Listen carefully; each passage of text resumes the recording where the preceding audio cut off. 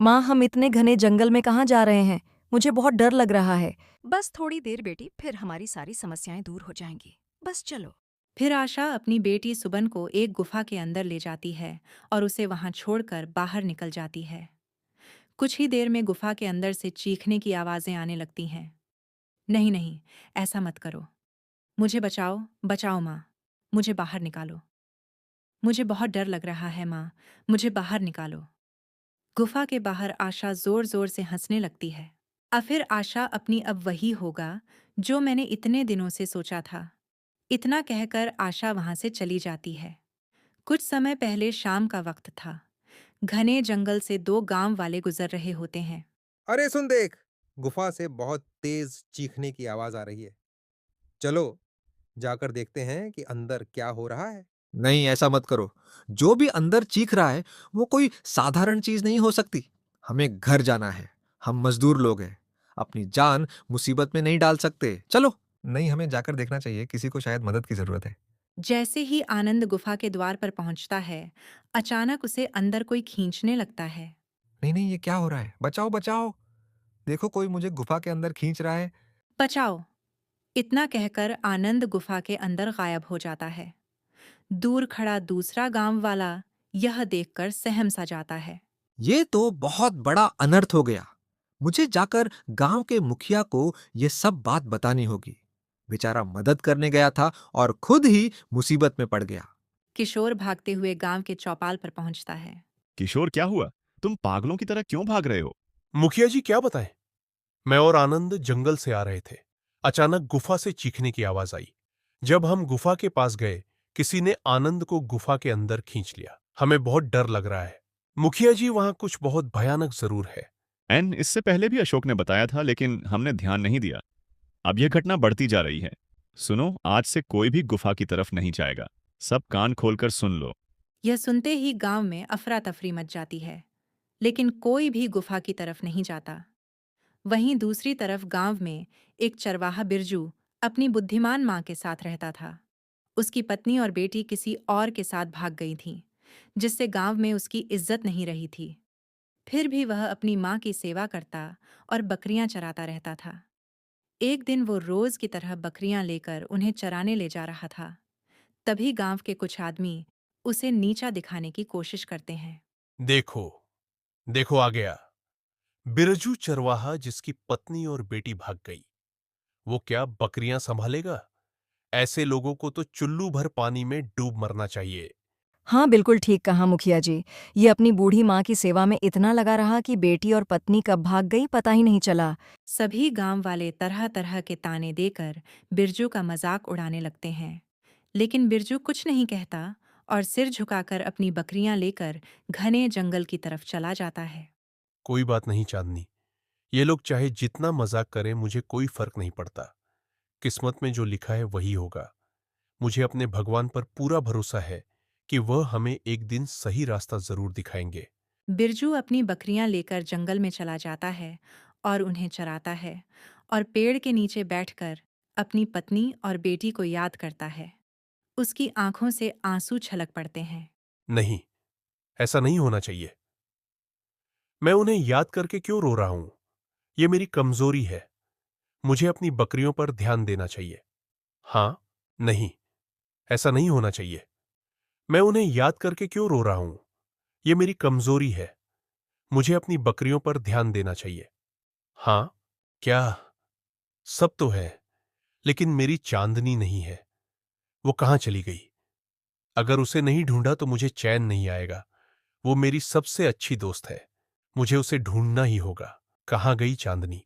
इतना कहकर बिरजू झाड़ियों में चांदनी को ढूंढने निकल पड़ता है और घनी जंगल में पहुंच जाता है। गुफा के पास ही उसे चांदनी बैठी मिल जाती है। ओह, अच्छा तो तू यहाँ बैठी है। चल अब घर चलते हैं। फिर बिरजू चांदी को लेकर आगे बढ़ने लगता है। तभी गुफा के पास से किसी लड़की के चीखने की आवाज आती है। बचाओ बचाओ! कोई है क्या? मैं यहाँ फंस गई हूँ। कोई तो मुझे बचाओ! अरे, इस गुफा के अंदर से किसी के चीखने की आवाज आ रही है। लगता है कोई मुसीबत में है। मुझे उसकी मदद करनी चाहिए। जैसे ही बिरजू गुफा के नजदीक आता है, अचानक उसे अंदर कोई खींचने लगता है। नहीं नहीं, ये क्या हो रहा है? मुझे कौन खींच रहा है? सामने आओ, सामने आओ।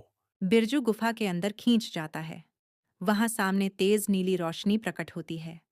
यह नीली रोशनी क्या है? बिरजू घबरा जाता है। वो सोचने लगता है कि यह परेशानी क्या है। लेकिन जैसे ही वह आगे बढ़ता है, उसे पता चलता है कि यह रोशनी नहीं, बल्कि एक नीली दीवार है जिसे पार नहीं किया जा सकता। गुफा का द्वार बंद हो चुका होता है और अब वो कैद हो गया है। अब मैं क्या करूं?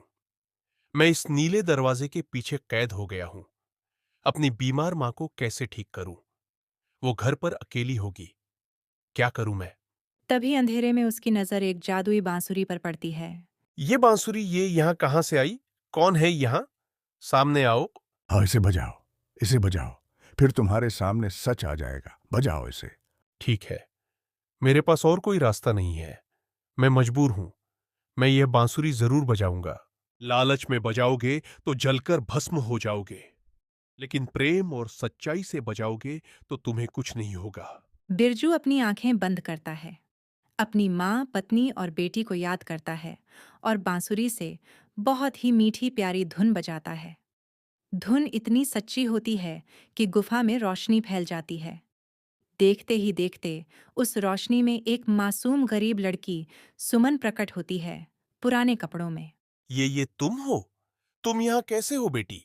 पिताजी, मैं यहाँ सालों से कैद हूँ। किसने तुम्हें कैद किया? तुम्हें पता है मैं तुम्हें ढूंढ रहा था। अब बताओ, तुम यहां कैसे आई? मुझे माँ ने यहाँ कैद किया है। नहीं बेटी, तुम्हारी मां ऐसा नहीं कर सकती। वो तुमसे बहुत प्यार करती थी। फिर वो तुम्हें यहां कैसे छोड़ सकती है? पिताजी, यह उस समय की बात है जब महाराज महल में दासी का काम करती थी और महाराज महारानी की कोई संतान नहीं हो रही थी। राजा उग्रसेन और रानी नैनावती महल में बैठे होते हैं। उनके चेहरे पर चिंता और बेचैनी साफ दिखाई देती है। रानी, हम क्या करें? मैं बहुत परेशान हूं। इतने साल बीत गए, फिर भी हमारी कोई संतान नहीं हुई। हाँ महाराज, मैं भी बहुत परेशान हूँ। हमने पूजा पाठ हवन साधु संत सब कुछ कर लिया है, लेकिन हमें संतान नहीं मिली। हमें कोई दूसरा रास्ता अपनाना होगा। मैंने सुना है कि घने जंगलों के बीच एक तांत्रिक रहता है। अगर हम उसकी बातें माने तो हमें निश्चित रूप से संतान मिलेगी। तो फिर देर किस बात की? चलिए, आज ही उसके पास चलते हैं। अगर उसकी मदद से हमारी झोली भर जाएगी, तो हमें यह जरूर करना चाहिए। ठीक है। राजा और रानी तुरंत तैयार होते हैं। घने जंगलों से होकर वो तांत्रिक की कुटिया तक पहुंचते हैं। तांत्रिक अपनी तंत्र विद्या में व्यस्त होता है, लेकिन जैसे ही वो राजा और रानी को देखता है, उसकी आंखों में खुशी की झलक उठती है। मैं जानता था महाराज महारानी, आप दोनों एक दिन मेरे पास जरूर आएंगे। आपकी इच्छा कोई साधु संत या पूजा पाठ पूरी नहीं कर सकती, केवल मेरी साधना ही इसे पूरा कर सकती है। इसीलिए मैं तुम्हारे पास आया हूं। जल्दी से मुझे रास्ता बताओ, ताकि मैं संतान सुख प्राप्त कर सकूं। हाँ, मैं संतान प्राप्ति के लिए कुछ भी करने को तैयार हूं। तो बस एक काम करना होगा महाराज। हमारे घने जंगल में एक श्रापित गुफा है। गुफा के अंदर ऐसी शक्तियां और जादू हैं जिसकी मदद से आपको संतान प्राप्ति होगी।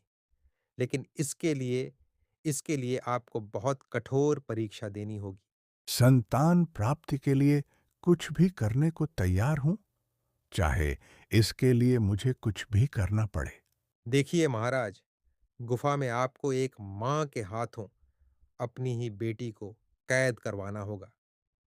जैसे ही मां अपने हाथों से अपनी बेटी को गुफा में बंद करेगी, उसकी शक्ति कई गुना बढ़ जाएगी। इसके बाद इसके बाद ही आपको संतान प्राप्ति होगी। लेकिन यह काम कौन करेगा? किसी भी मां के लिए अपनी बेटी को गुफा में कैद करना बहुत बड़ी परीक्षा होगी। बहुत बड़ी। हाँ, बढ़ी तो है। इसके लिए मैंने पहले ही एक को चुन लिया है। बस आपको उसे अपने प्रेम जाल में फंसाना है। उसके बाद आपकी सारी मनोकामना पूरी हो जाएगी। मान जाइए महाराज, हमें संतान प्राप्ति हो जाएगी। इसके लिए हमें अगर यही करना है, तो हम तैयार हैं। ठीक है, बताओ, हमें किसके साथ यह करना होगा?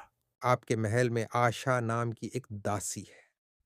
उसकी बहुत खूबसूरत बेटी है जो इस वर्ष 22 साल की हुई है। अगर वो अपने हाथों से अपनी बेटी को गुफा में कैद कर दे तो आपको संतान सुख अवश्य मिलेगा। ठीक है, वो हमारी बहुत अच्छी दासी है। हमारी सारी बात मानती है और आप भी उसे पसंद करते हैं क्योंकि आप उसे कई बार देखते रहे हैं। यह कार्य करने में आसान होगा। ठीक है, अगर संतान प्राप्ति के लिए मुझे यह करना पड़े तो मैं तैयार हूं। राजा और रानियां महल की ओर लौटते हैं। वहीं आशा महल की सफाई कर रही होती है। राजा उसे दूर से देख रहे थे। यही सही मौका है। अब मुझे इसके पास जाना ही चाहिए।